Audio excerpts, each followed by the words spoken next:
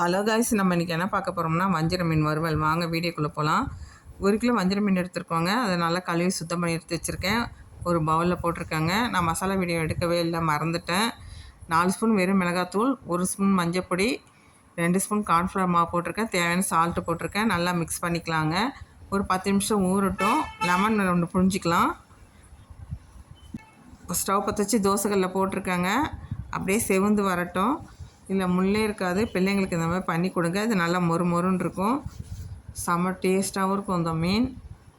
அப்படியே செவந்துச்சு பாருங்கள். அப்படியே உடையாமல் வருது பாருங்கள். அப்படியே மெதுவாக திருப்பி போட்டுக்கலாம்.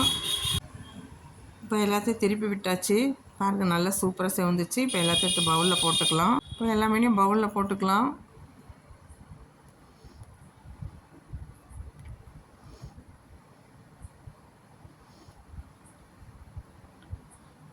பாருங்கள் எவ்வளோ சூப்பராக இருக்குது. நல்லா மொறு மொறுன்னு இருக்கும். டேஸ்ட்டாக இருக்குங்க.